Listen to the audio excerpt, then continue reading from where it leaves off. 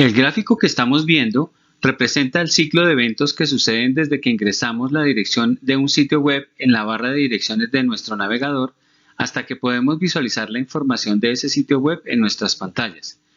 La secuencia de la izquierda comienza en nuestras máquinas y navega en Internet, mientras que el ciclo de la derecha sucede en el navegador que hayamos utilizado para realizar la consulta. Acompáñenme a revisar lo que sucede en cada una de estas etapas.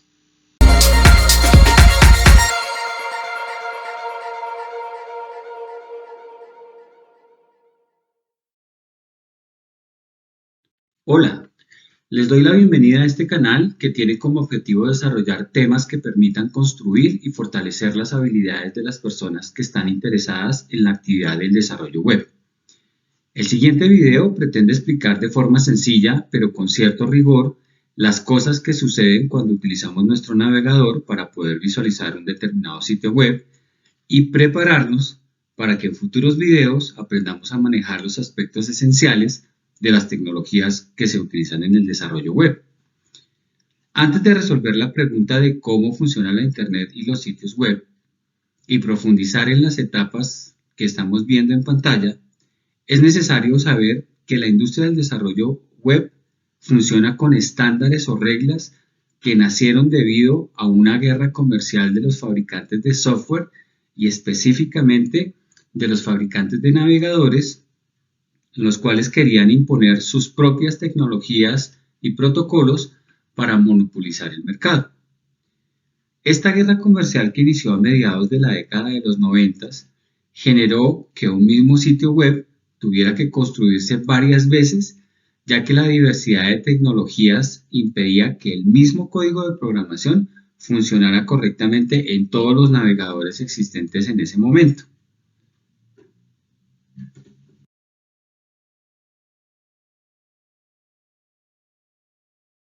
Para definir estos estándares o reglas, se creó un organismo al que se le conoce como el World Wide Web Consortium o la W3C, la cual se encarga de establecer las tecnologías que se utilizan en la web y los estándares de cada una de ellas, evaluando dichas tecnologías antes de incorporarlas y priorizando el objetivo del mejoramiento continuo de la web. De este consorcio hacen parte gigantes de la tecnología como Google, Amazon y Facebook, además de entidades de tipo académico y de otras industrias que se pueden encontrar el listado completo en el vínculo que se ve al final de la pantalla.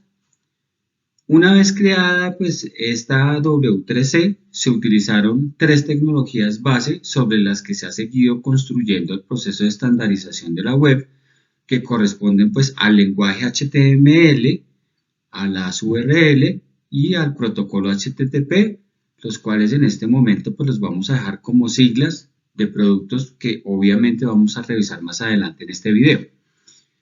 La aparición de la W3C hizo que los fabricantes de navegadores utilicen los mismos estándares de forma obligatoria y ya no puedan imponer sus estándares o protocolos propios de su marca. Este cambio de dinámica ha hecho que la competencia entre los fabricantes de navegadores se enfoque en quién implementa más rápido y de manera eficiente cada estándar que genera la W3C. Además, permite que el desarrollo de un sitio web funcione en la totalidad de navegadores y que los ajustes que se deban hacer para lograr este objetivo sean mínimos. La pieza de software que conocemos con el nombre de navegador está diseñada para entender la capa sobre la que corre Internet y permite visualizar su contenido, el cual está basado en 3 tecnologías frontend, llamadas así porque funcionan precisamente dentro del navegador. La primera tecnología es HTML, que corresponde a una sigla para las palabras en inglés Hypertext Markup Language y que en castellano se traduce como lenguaje de marcado de hipertexto. Este es el lenguaje utilizado para la definición de contenido en la elaboración de sitios web. Los archivos con este formato pueden ser abiertos con el navegador y sirven para llamar a los archivos con formatos CSS y JavaScript, que son las otras dos tecnologías. La segunda tecnología es CSS, que también son siglas en inglés, de las palabras Cascading Style Sheets, que en castellano pues significa hojas de estilo en cascada. Este pues es un lenguaje utilizado para definir y crear la presentación de un contenido construido con HTML. Los archivos que tienen este formato dan estilo al contenido construido con HTML. La tercera tecnología es JavaScript, que es el único lenguaje de programación que entiende de forma nativa los navegadores. Se utiliza precisamente para agregar interactividad y funcionalidad a los sitios web creados pues con HTML, a los cuales pues se les ha asignado estilos utilizando CSS. De otra parte, pues Internet utiliza un conjunto de reglas conocidas como protocolo HTTP, y esas letras representan las palabras Hypertext Transfer Protocol, que en castellano pues traducen protocolo de transferencia de hipertexto. Este protocolo HTTP es el vehículo por el cual viaja la información desde la computadora a los servidores que alojan los sitios web que se desean consultar y viceversa. Además del protocolo HTTP, el envío de información en Internet también requiere de dos componentes importantes. El primero de ellos es la URL, que es la abreviatura de Uniform Resource Locator, que en castellano traduce el localizador de recursos uniforme. Estas URLs están conformadas por tres partes, en donde la primera corresponde al protocolo que se utiliza en la transmisión. La segunda parte de la URL es el nombre del dominio, el cual corresponde al nombre con el que se encuentra el servidor en Internet. La tercera parte de la URL corresponde a la instrucción que se le está enviando al servidor para tener acceso al sitio web en caso de que estemos haciendo, por ejemplo, un login o estemos consultando una sección o ruta específica dentro del mismo sitio. Este final de URL puede ser más extenso y complejo dependiendo del tipo de producto y la compañía propietaria del sitio web que estemos consultando. Además, hace parte de las responsabilidades del backend, llamadas de esta forma porque son tareas que se realizan por fuera del navegador. El segundo componente es el IP, que es el acrónimo de Internet Protocol y corresponde al protocolo que se utiliza para conectar e identificar un dispositivo dentro de una red específica. El uso de ese Internet Protocol consiste en la asignación de direcciones conocidas como direcciones IP, las cuales utilizan dos versiones. La versión 4, que emplea un conjunto único de 4 números separados por puntos, y la versión 6, que emplea un conjunto de secuencias alfanuméricas separadas por 2 puntos entre sí.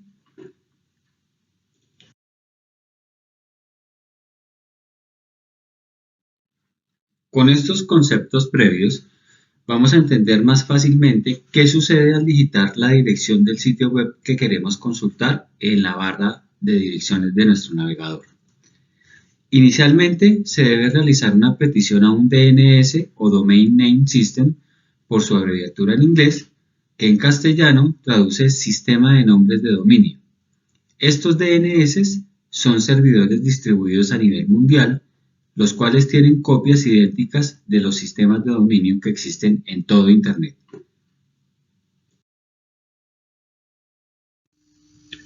Los sistemas de dominio son las bases de datos que permiten establecer la IP que le corresponde a cada nombre de dominio,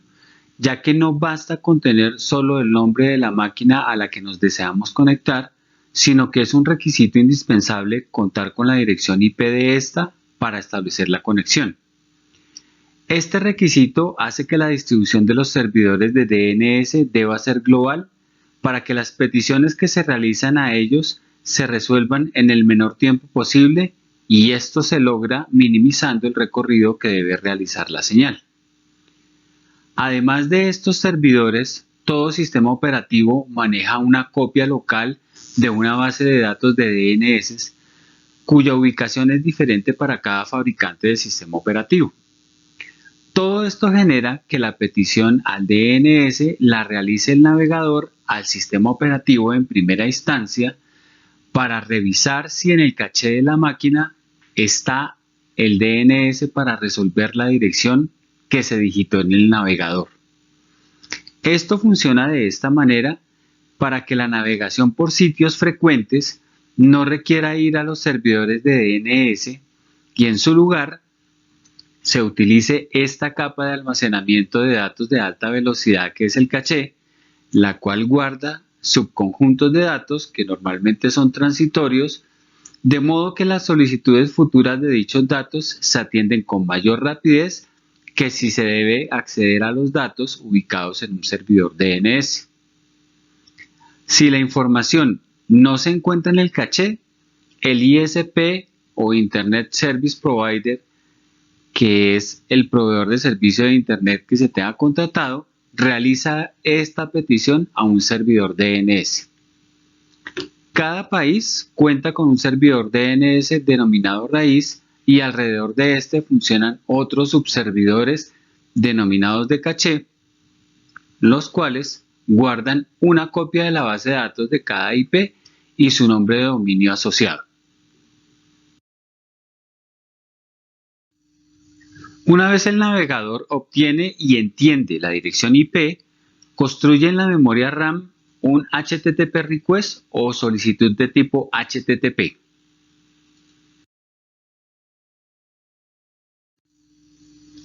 Para ello, emplea uno de los 4 métodos más utilizados del protocolo HTTP, llamado GET, que es la forma en la que se indica al servidor que se desea obtener información. En este contexto, un método es un bloque de instrucciones que le comunican al servidor lo que el usuario desea hacer con un recurso del sitio web solicitado. Los 4 métodos mencionados están ligados a los verbos en inglés get, post, put y delete, que son los que se ven en la parte inferior, pero por ahora me voy a enfocar en el método get, que es la base de toda petición que se realiza a un servidor para obtener la información de un sitio web. Al utilizar el método get, se le indica al servidor los datos que están en la memoria RAM, entre los que se destacan o los más relevantes son la dirección o ruta que se desea consultar en un sitio, la versión del protocolo que utiliza dicho sitio, cuya versión más empleada es, en la actualidad es el HTTP 2 y reemplazó a la HTTP 1.1. El siguiente dato más relevante es el host, seguido por el nombre del dominio del sitio que se desea tener acceso, el cual es requerido debido a que a pesar de haber obtenido la dirección IP, esta puede corresponder a un servidor en donde corran diferentes dominios, como lo hacen varias compañías con sus respectivas filiales o asociadas. De esta manera, la IP combinada con el host identifica cuál es el servidor al que se debe enviar la petición. El siguiente dato que incluye esta petición es el user agent, el cual es una propiedad que le indica al servidor qué navegador se está utilizando. Esto no es visible pues para el usuario, pero hace parte de las cabeceras del protocolo HTTP que viajan ocultas por Internet sin que las pueda ver nadie. Este protocolo es bastante extenso y además de indicar el tipo de navegador, pues incluye información como el tipo de archivos aceptado o las extensiones que tiene instaladas el navegador.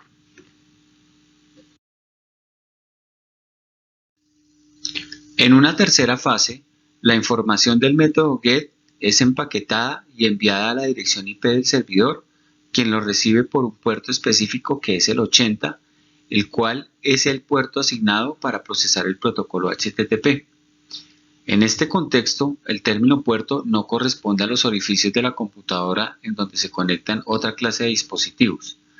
Acá el término puerto representa a la interfase que recibe el paquete de datos que espera cada una de las aplicaciones que están funcionando en un momento dado en una máquina. Es decir, que si una máquina está ejecutando, por ejemplo, 10 aplicaciones y una de ellas es Internet, el uso de los esquemas que asignan las direcciones IP hace que se creen redes virtuales en el sistema operativo, las cuales permiten el intercambio ordenado de los paquetes de datos que le corresponden a cada una de las 10 aplicaciones que están funcionando. En este ejemplo, los paquetes de datos que corresponden al protocolo HTTP usado en Internet serán atendidos por el puerto 80 y para los paquetes de las otras 9 aplicaciones en funcionamiento se utilizarán sus respectivos puertos. Estos puertos se identifican con números que van desde el 1 al byte más alto posible que se pueda generar utilizando 2 bytes. Es decir, que su número máximo es el 65.535, como lo indica la imagen de la tabla que se ve a la izquierda en la pantalla, la cual representa los 16 bits que componen los 2 bytes mencionados y sus valores asociados. La distribución en cantidades y funcionamiento de cada puerto está dada según las capas de seguridad y permisos que manejan los sistemas operativos, los cuales están divididos en una primera capa que es la más interna, llamada kernel, que corresponde al núcleo del sistema operativo. La siguiente capa más externa corresponde a los drivers sensibles, que son pequeñas piezas de software que permiten interpretar las señales eléctricas del hardware para que el sistema operativo pueda comunicarse con cada componente. Enseguida está la capa de los drivers accesibles, y estos drivers son controladores de arranque, los cuales requieren de permisos de los drivers sensibles para poder acceder al hardware de la computadora. Finalmente, y como capa más externa, está la capa de aplicaciones, que corresponde a los programas instalados en la máquina, los cuales no tienen acceso directo al hardware de la misma. Esta distribución hace que los primeros 1024 puertos estén restringidos para que solo sean utilizados por el sistema operativo y sobre ellos se ejecuten protocolos muy conocidos, como es el caso del protocolo HTTP, el cual se ha definido que se ejecute en el puerto 80, como lo vimos anteriormente. Para quienes estén interesados en profundizar en la asignación de este tipo de estándares, se puede consultar la página de la IANA, que es el acrónimo para Internet Assigned Numbers Authority, que es el ente regulador para estos temas. Una vez el servidor recibe la petición en su puerto 80, genera una respuesta a dicha petición utilizando un formato similar, el cual recibe el nombre de HTTP Response o respuesta HTTP.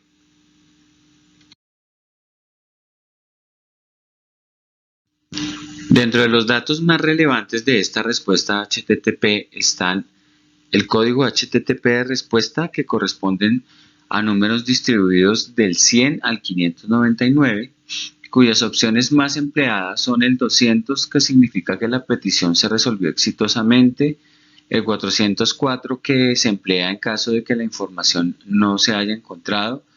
y el 500 para el escenario en donde el servidor se rompió o falló en su funcionamiento. Estos códigos hacen parte de una de las estandarizaciones del protocolo HTTP y están divididos en 5 categorías que se estudiarán en un futuro video. El siguiente dato que aparece en la respuesta y que tiene mucha relevancia es la fecha en la que se realizó la petición. Enseguida está el tipo de servidor, pero acá el concepto de servidor al que se hace referencia no es una máquina física, sino es un software que se utiliza para servir archivos a sitios web en Internet. Los dos productos más populares actualmente son Nginx y Apache, aunque existen otros productos que tienen una presencia relativamente importante en la industria. El siguiente dato es la fecha de modificación. más reciente o last modified, que corresponde a la fecha pues, más reciente de modificación del archivo que se incluye en la respuesta. Y este dato permite al navegador identificar si ese archivo de respuesta es igual a la información que se encuentra en el caché de la máquina. Si esta fecha de última modificación y la registrada en el caché de la máquina son iguales, pues eso indica que no se requiere cargar nuevos archivos y se utilizan los que ya están en el caché de la máquina. A estos archivos que acompañan la respuesta se les conoce con el nombre de assets o activos. El siguiente dato es la longitud del contenido o content length, que hace referencia a la cantidad de bytes que tiene la petición HTTP. Cuando esa petición es muy grande, se incluye el manejo de unas barras indicadoras de carga que le permiten al navegador realizar cálculos para saber qué porcentaje de carga está pendiente. El siguiente dato relevante es el estado de conexión o connection, que pues suele tomar el valor close, el valor de cerrado, y precisamente hace referencia a una notificación de que la conexión se cerrará de forma inmediata tan pronto se transmita la información. Esto en aplicaciones de tipo chat funciona diferente porque en estos casos el protocolo HTTP puede y está en capacidad de manejar conexiones abiertas, las cuales pues se utilizan para establecer un tipo de conexión especial conocida como socket, que envían y reciben conexiones permanentemente, y esto pues obviamente hace que la conexión se abra. El siguiente dato es el tipo de contenido o content type, que es la propiedad que indica el tipo de dato que se está enviando, y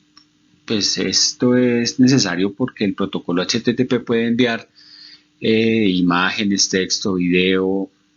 cualquier tipo de información. Finalmente, pues después de especificar el tipo de dato, se envía el contenido como tal, pues lo que implica que si, por ejemplo, se especificó text HTML, pues después debe ir un contenido precisamente en ese formato de HTML que se está enviando en la respuesta. Para este caso, y pues a manera de ejemplo, el contenido que simulé, pues es la palabra suscríbete encerrada dentro de un juego de etiquetas H1 del lenguaje HTML, al cual pues le corresponden esos 18 bytes que habíamos utilizado arriba en la longitud del contenido o en el content length. Y esto pues digamos, si uno compara, esos 18 bytes corresponden exactamente a la longitud de ese contenido hipotético de esa respuesta. De esta manera es que funciona el HTTP response o respuesta HTTP.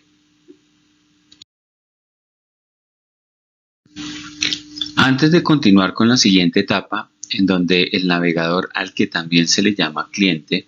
empiece a procesar la respuesta que le envía el servidor, es importante mencionar que existen unos pequeños archivos que también se utilizan en este intercambio de información entre el cliente y el servidor, a los cuales se les conoce con el nombre de cookies, evocando a las galletitas de la fortuna que contienen mensajes en su interior. Esta dinámica en informática es una forma relativa de proteger la información pues, que se intercambia entre el cliente y el servidor. Estas cookies funcionan con una dinámica similar a la que utilizan los DNS, ya que pues, corresponden a variables con sus respectivos valores, que por ejemplo pueden ser el nombre de usuario y el valor de la contraseña para tener acceso a algún sitio web. Adicionalmente, pues las cookies son componentes que se pegan o que se deben incluir tanto en el request como en el response, y de hecho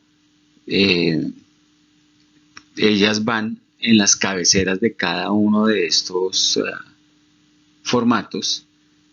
como un componente más que hace parte obviamente del protocolo HTTP y que permite, por ejemplo, que en el request esto es lo que permite que la petición ingrese al servidor web que se está solicitando. Una de las aplicaciones más conocidas de las cookies está asociada, por ejemplo, a ese escenario en donde a uno accidentalmente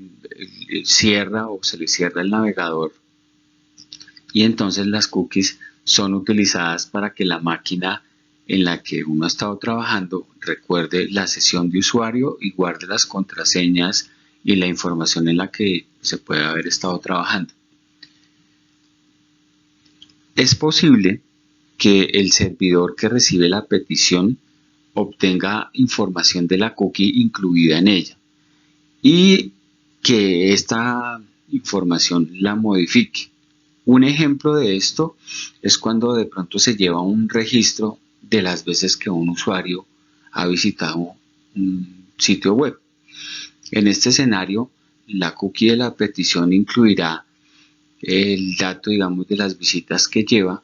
y este dato es actualizado e incluido en la cookie que se pega a la respuesta que genera el servidor. Otro aspecto a tener en cuenta es que las cookies, al igual que cualquier archivo, pues tienen un tamaño asociado, por lo que pues un desarrollador web debe ser muy cuidadoso al agregarlas, al utilizarlas, porque como hacen parte hacen parte tanto de la solicitud del request como de la respuesta, de ese response, esto puede afectar el tiempo de respuesta del sitio web que las esté empleando. A mayor peso y o cantidad de cookies utilizada, pues obviamente mayor será el tiempo de respuesta, por lo que conviene limitar el uso de las cookies a variables muy pequeñas. Una vez el navegador recibe la respuesta que le envió el servidor, realiza una secuencia de tareas conocida como Critical Rendering Path, en donde el término rendering se puede interpretar como la representación gráfica de la información del sitio web consultado.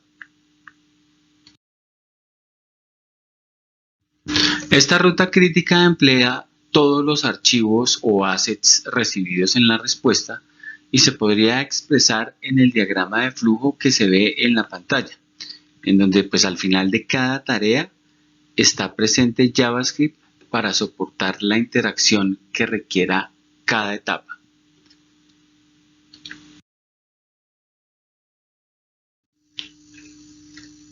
La primera actividad llamada DOM, que corresponde a la forma abreviada para escribir Document Object Model o modelo de objeto del documento en castellano,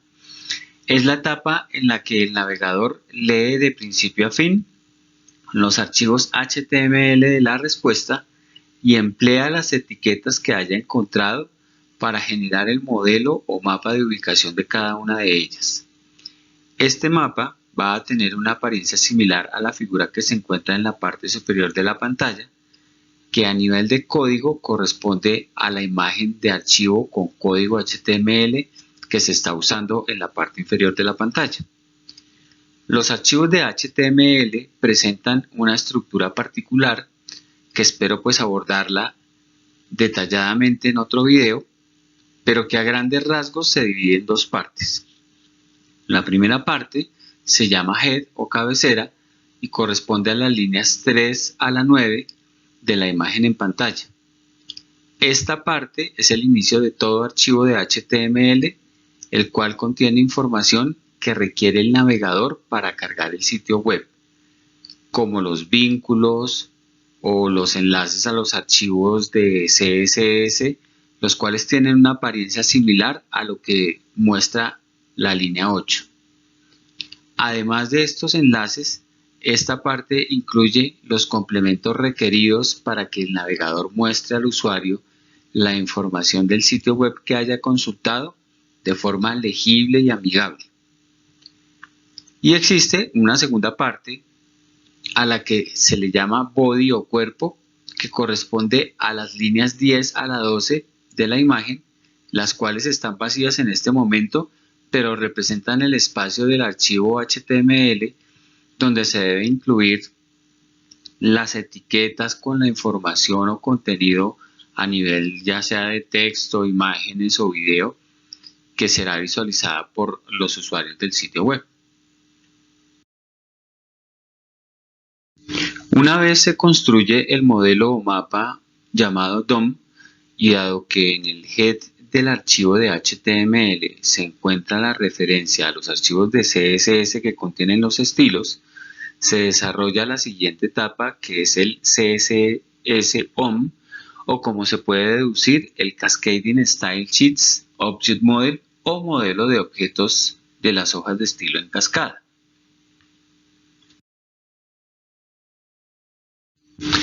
Esta etapa de CSS-OM se produce debido a que cuando en la etapa DOM se realiza la lectura del archivo de HTML de respuesta y se encuentra estas referencias a los archivos CSS de los estilos y los otros complementos de los que hablamos, el navegador genera una segunda petición al servidor, la cual recibe el nombre de Asset Request o solicitud de activos. Y esta debe transitar el mismo camino del request inicial, solicitando al servidor cada componente, para lo cual pues utiliza la respectiva URL o enlace del asset, como vimos anteriormente. Este CSS-OM es similar al DOM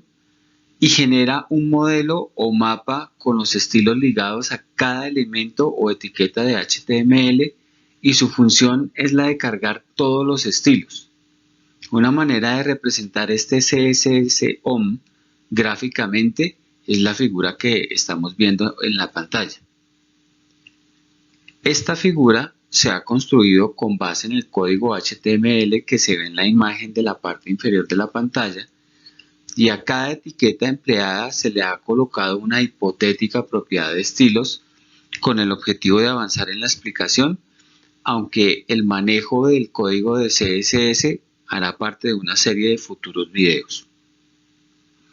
El modelo de estilos o CSS-OM es similar al DOM, ya que utiliza los elementos o etiquetas de HTML como referencia para asignar el estilo que va a tener cada una de ellas. La siguiente etapa del Critical Rendering Path consiste en la fusión del DOM y del CSS-OM y se le conoce con el nombre de Render Tree o árbol de renderizado. En esta etapa se genera un modelo general de tipo árbol, el cual contiene la información tanto del DOM como del CSS-OM que le permite al navegador identificar cómo debe procesar los archivos que recibió como respuesta del servidor. Este modelo de tipo árbol puede tener una apariencia como la que se ve en pantalla.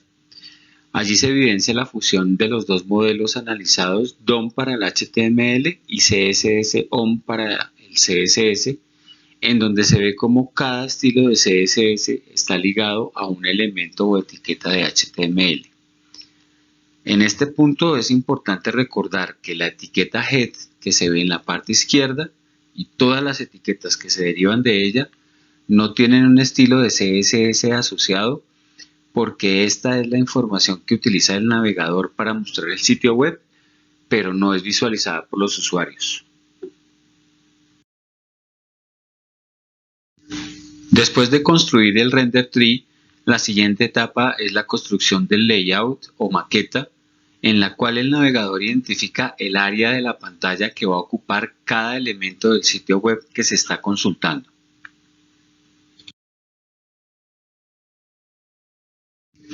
Esta maqueta puede presentarse gráficamente como se ve en pantalla. Allí se asignan los espacios, también llamados contenedores o cajas, que son pues esos rectángulos que se ven allí de color amarillo, los cuales manejan las secciones que se hayan definido en el archivo de HTML y los estilos respectivos asociados, incluyen obviamente las dimensiones de cada uno de estos contenedores. En esta maqueta o layout solo se identifica o define el espacio para cada sección, pero no se agrega el contenido como tal. La etapa final de la Critical Rendering Path es lo que se conoce como el paint o dibujado. Esto corresponde pues ya a colocar el contenido dentro de cada caja o contenedor que se trazó en la etapa anterior, que era el layout, para que el usuario pueda ver el producto final y consumir el contenido del sitio web consultado.